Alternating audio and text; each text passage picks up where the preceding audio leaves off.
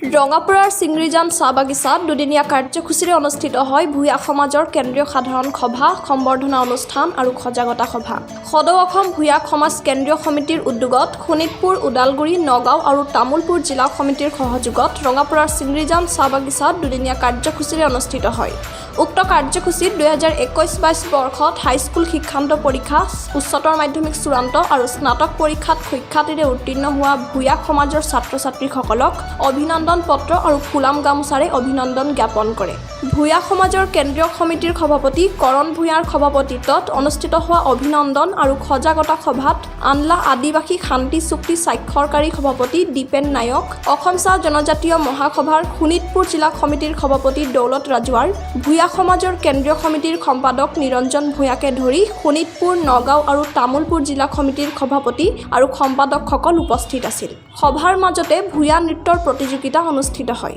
ইফালে অনুষ্ঠিত হোৱা আলোচনা চক্ৰত জনজাতিকৰণ, সমাজৰ প্ৰতীক আৰু নিবনুৱা যুৱক-যুৱতীসকলৰ ভৱিষ্যত শীৰ্ষক বিষয়টোক লৈ আলোচনা কৰে।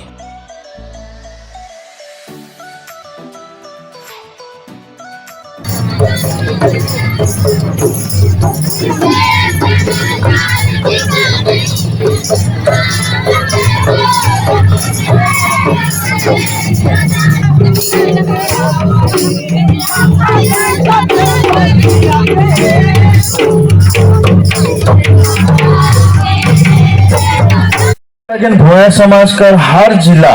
आंचलिक कमेटी के ट्रेन करे लगे, प्रशिक्षण देख लगे, लीडरशिप की के समाज की नियंत्रित होएला, समाज का अंतर्गत अवस्था के हमने लेकिन हर उम्र का वॉलंटियर्स के प्रशिक्षण प्राप्त होए लगे। राजनीतिक ज्ञान, सामाजिक ज्ञान, अर्थनैतिक ज्ञान, सांगठनिक ज्ञान विभिन्न दिशा में परिपूर्ण हो गए तब वो रास्ता जनता के बुझाई पारे, नियंत्रित करे पारे। द्वितीय कथा हले हर कोई कर्मकर्ता आने वाला भविष्य प्रति दायबद्धताशील के साथ परिपूर्ण हो गए। सदৌ অসম ভূঞা সমাজৰ আজি হৈছে আৰু এই ভূঞা সমাজত আমি চাহ জনগোষ্ঠী জাতীয় মহাসভা হিচাপে উপস্থিত হৈছো আৰু আমাৰ চাহ জনগোষ্ঠী জাতীয় মহাসভা শোণিতপুৰ জিলাৰ আজি চিংৰিজান চাহ বাগিচা তথা ভূঞা সমাজৰ কেন্দ্ৰীয় সমিতিৰ সাধাৰণ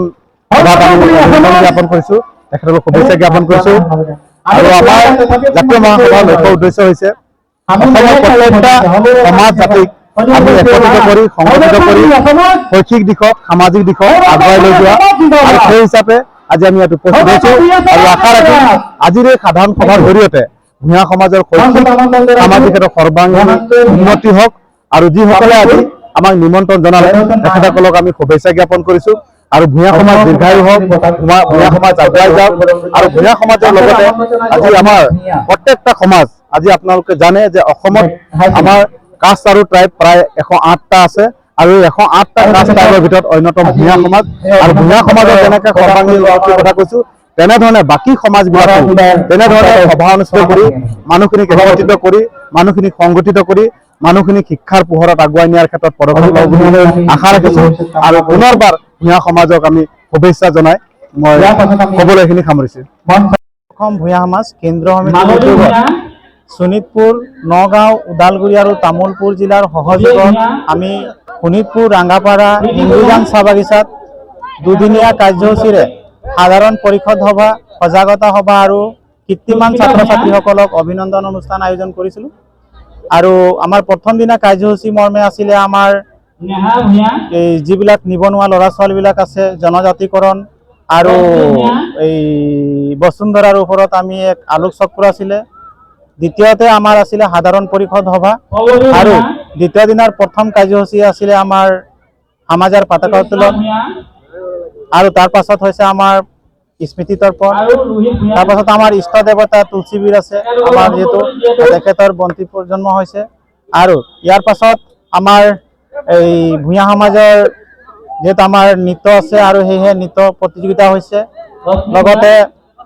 আমাৰ এতিয়া বৰ্তমান সময়ত আমাৰ আজিৰ এই অভিনন্দন অনুষ্ঠান আৰু সজাগতা সভা বৰ্তমান চলি আছে।